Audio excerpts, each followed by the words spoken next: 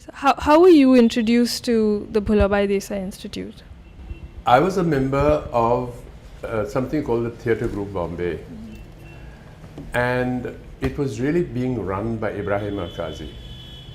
But there came a moment when the kind of plays that Alkazi wanted to do began to differ from the kind of plays that other people wanted to do. So he thought the best thing would be to part company, and he formed something called the theatre unit. But while the theatre unit was its own master, as it were, and its own unit, the theatre group was a separate body. But some of us moved from one to the other. And that's how I was introduced to the Bhulabhai Desai Memorial Institute, I think it was called, was through the theatre unit. And then through that, other people in the theatre group became involved also. The unit needed premises from which they could work.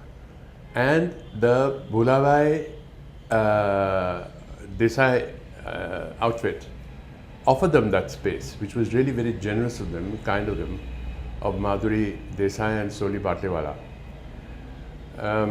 The theatre group had its own premises at Kutsum Terrace in Colaba.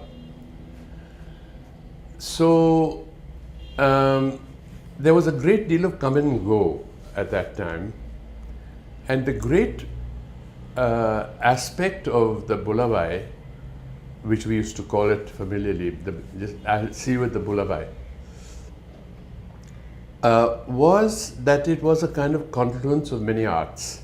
You had sculptors there, painters, poets, theatre people, and it was a wonderful, therefore, fusion of minds. I don't think any of us quite realized the impact that the Bhulabhai Desai had on all of us. I don't think any of us can quite estimate the value of talking with a painter, for example. And at that time, all the great painters of the city were working at the Bhulabhai. Now,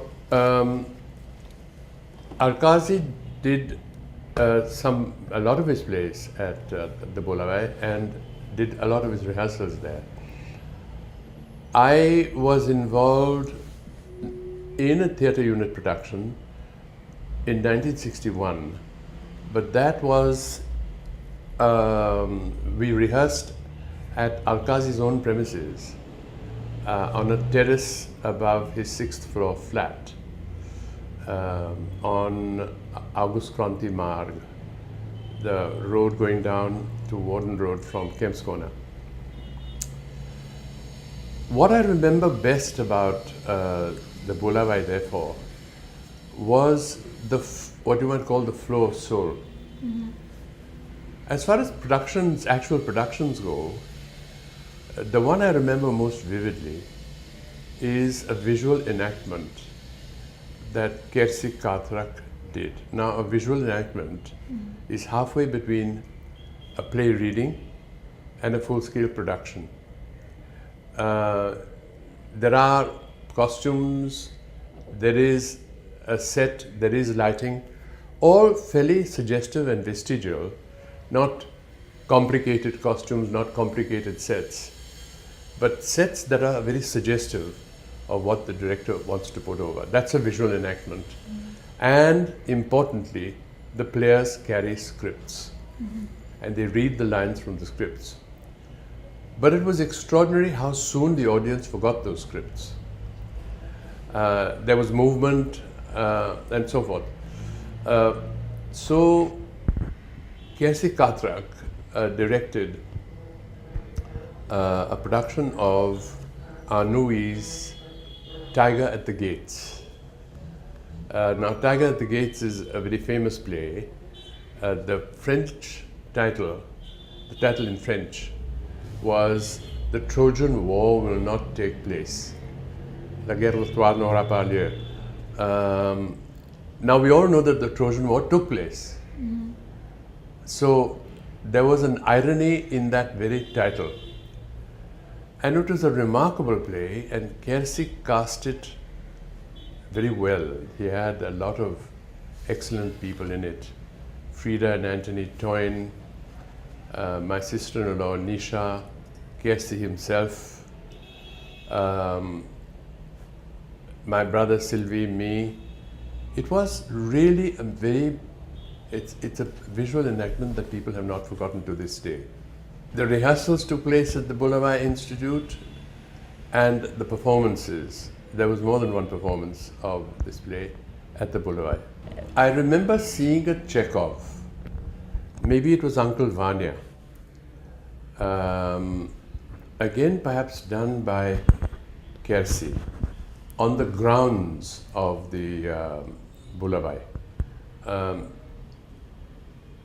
The Tiger at the Gates was done on the terrace. On the terrace. On the terrace where there used to be that wonderful stage. Okay. It's a matter of huge regret to many of us that that the institute came down and that ugly building took its place. It was a great rehearsal space, but the productions took place elsewhere because there was not the space in the Bhulabhai for a set, right, for pakka green rooms, or for a large enough audience. Okay. Because it was just the audience that could be accommodated on the terrace, okay, which often was not enough to cover costs. Now, Alkazi is a towering figure, and lots of people will tell you about him, and I'm not sure that you need me to be definitive about Alkazi. So there was Alkazi himself, there was Kusum Haidar, Kusum Bahal at that time, Kersy Katrak, Usha Amin she used to be at the time, the Toyns, Frida and Anthony Toyn, English people. Anthony Toyn used to run the Oxford University Press in Bombay. Satydev Dubey was an associate of Alkazi's, a close associate of Alkazi's. And it was an extraordinary relationship because Satydev Dubey had very much a chip on his shoulder about English language theatre and Indian language theatre.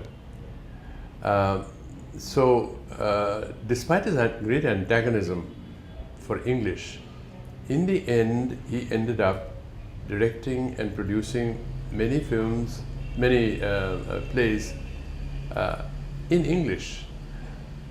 But I very much recall Satydev Dubey because he was a person you cannot easily forget. Mm-hmm.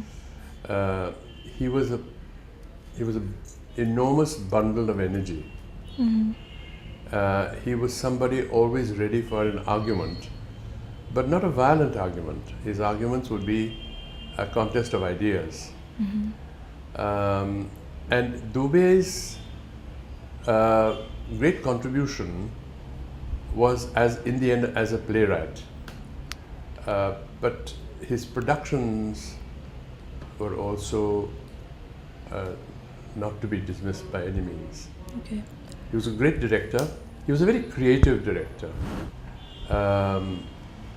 For example, there is that famous play about the correspondence between Bernard Shaw and Lady Patrick Campbell, where there is this exchange of letters going on, and then suddenly Dubey, as the chorus of the play, arrives saying to the actor, Shaw, "The Queen, my lord, is dead," which is at the end of Macbeth, when a messenger arrives and tells Macbeth that Lady Macbeth is dead. And the news was, of course, that Lady Patrick Campbell had died. Now, the creative gap that he bridged by bringing the two together was the kind of thing that Dubey was capable of. You know, at that time, there was a lack of theatre, period, or a lack of good theatre. Today, in Bombay, we have almost a surfeit of theatre in 5 languages, not counting Tamil. But not at that time. So any decent theatre, any theatre that could hold up its head and say, I am theatre, was out of place or lacked a following. I don't think any of us regarded ourselves as being in experimental theatre. Alkazi, who was, if you like, a leader in the direction of change, went back to the classics. He was doing Molière, he was doing Shakespeare, he was doing Chekhov. Nothing experimental about that. But good theatre produced well was enough of a contribution to the movement at that time, I think. I recall meeting P.L. Deshpande. He is another completely unforgettable character. The beautiful thing about Pula Deshpande is that in addition to being a towering figure of the theatre, he was also a very fine person.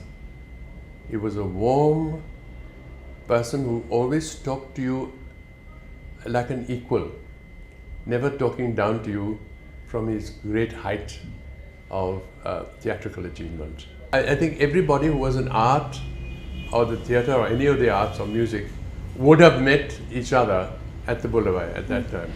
There is one important aspect of this Bhulabhai Desai Memorial Institute phenomenon. It is that if many efforts were made to create another Bhulabhai Desai Institute elsewhere after it was pulled down. Where? Vijaya Mehta, who was head of the NCPA, and remember, Vijaya Mehta was very much a part of the Bhulabhai Desai gang, if you like.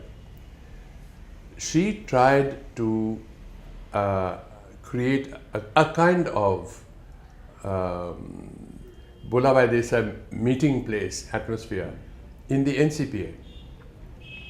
And she tried to do it in that sunken garden. And there were many events that took place.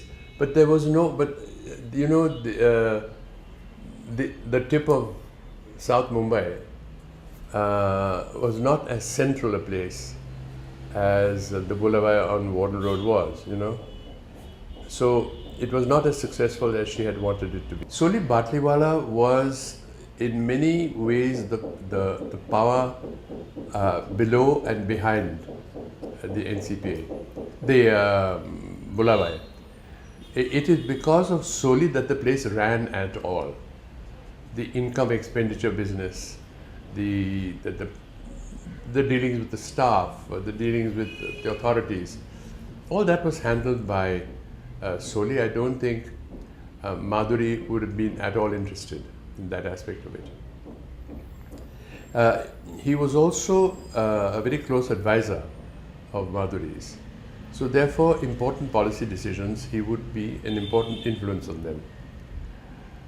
I think a lot of the success of the Bhulabhai Desai Memorial Institute and what it was able to achieve came from Soli's nudging in that direction. But it is also possible that the closure of the institute was also a result of his looking at the future and saying to himself, this place cannot go on the way it is with no real revenue stream. So best sell it when there is a decent price that one can get. And I think he was of that view. It's possible that I'm entirely wrong. Maybe the view was taken by others. But there came a moment when indeed the concept of the Bhulabhai was at variance with the environment. Times had changed, costs had grown, there were competitive calls for, at other venues for the theatre. So the financial problems may have been a thought. I don't think they overtook the Bhulabhai Desai Memorial Institute at the times that I remember. But any good manager looks at the future all the time. And how long really could an organization like the Bhulabhai survive? Now, I realized that it was run on the funds of the Memorial Trust. But that kind of funding cannot go on forever. I used to visit the Bhulabhai up until 64. I'm not sure I saw it in 65, 66. Okay. Not sure. I think the impact of the Bhulabhai on me is something much more subtle and undefinable, very hard to put one's finger on it. Did it affect my style of performance? Did it influence my choice of play? Yes, they did both. Because there's nothing like watching other people perform close up to influence you. And that it certainly did. That it certainly did, because the Bhulabhai Desai, above all, was a very intimate place. It wasn't 2 acres of institute. Mm-hmm. I'm sure it must have had an impact on people who frequented it more regularly than I. I didn't frequent it anywhere near as much as others did. But I can fully understand people on whom it had an immense impact.